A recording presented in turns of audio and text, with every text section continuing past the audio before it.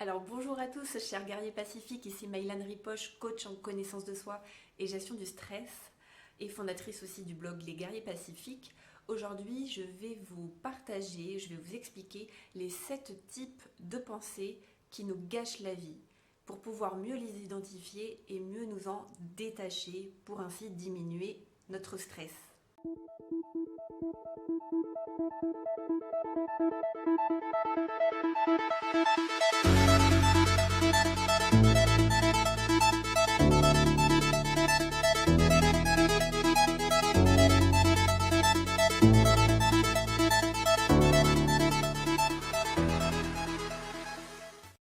Mais avant ça, si vous n'êtes pas encore abonné à ma chaîne YouTube, eh bien je vous invite à le faire de suite en cliquant sur le petit logo en bas à droite de votre écran.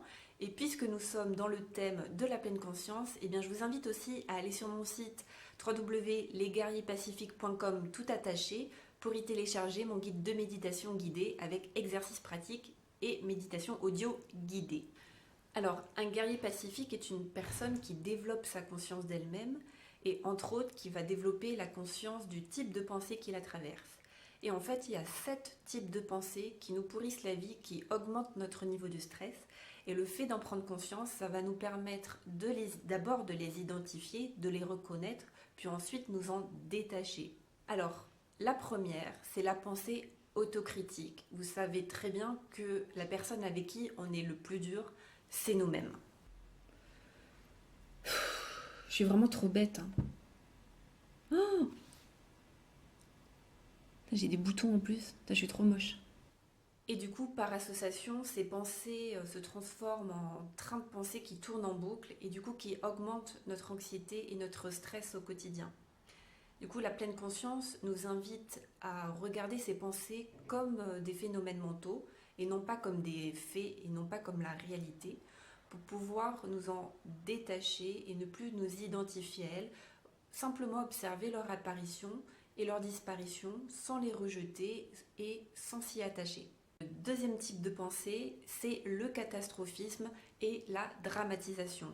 Donc c'est une forme de pensée qui anticipe les problèmes ou qui les amplifie et bien entendu ce n'est pas vraiment aidant pour élever son niveau de sérénité. Ok, j'ai 2 likes sur ma vidéo. Maman et Sandra. Non, franchement, je vais finir SDF là. Troisième type de pensée, c'est ne voir que les aspects négatifs d'une situation. C'est un petit peu comme le verre à moitié plein ou à moitié vide. Et donc cette tendance à voir le verre à moitié vide, bien entendu, augmente notre niveau de stress et notre niveau d'anxiété. Hein? Oui, merci d'avoir fait le ménage, mais il y avait encore un cheveu dans la salle de bain. Alors, le quatrième type de pensée qui nous gâche la vie, c'est lire dans les esprits. Si vous avez déjà lu les 4 accords Toltec, c'est ne fais pas de suppositions. Donc ce type de pensée, c'est être persuadé, être convaincu qu'on peut lire dans l'esprit des gens sans avoir la moindre preuve. Et du coup, imaginer que cette personne ne nous aime pas ou qu'elle nous en veut sans la moindre preuve. Elle a froncé les sourcils, je pense qu'elle m'aime pas. Alors le cinquième type de pensée, c'est l'éternel expert. Donc c'est un schéma de pensée qui est constamment sur ses gardes et comme l'éternel expert ne peut pas avoir tort, quand il a l'impression qu'on lui donne tort, ça monte au créneau et ça c'est excellent pour générer du stress. Ah, t'es tombé en panne avec ta voiture? Bah, c'est à cause des injecteurs, je pense. Bah, c'est pas je pense, c'est je suis sûre. Ah, t'as crevé un pneu? Bah oui, c'est à cause des injecteurs. Bah écoute, je sais ce que je dis, j'ai fait Polytechnique, il y a un MBA, donc je pense que je sais de quoi je parle. Enfin, moi je dis ça, moi je dis rien, hein. Sixième type de pensée, c'est je devrais, il faudrait.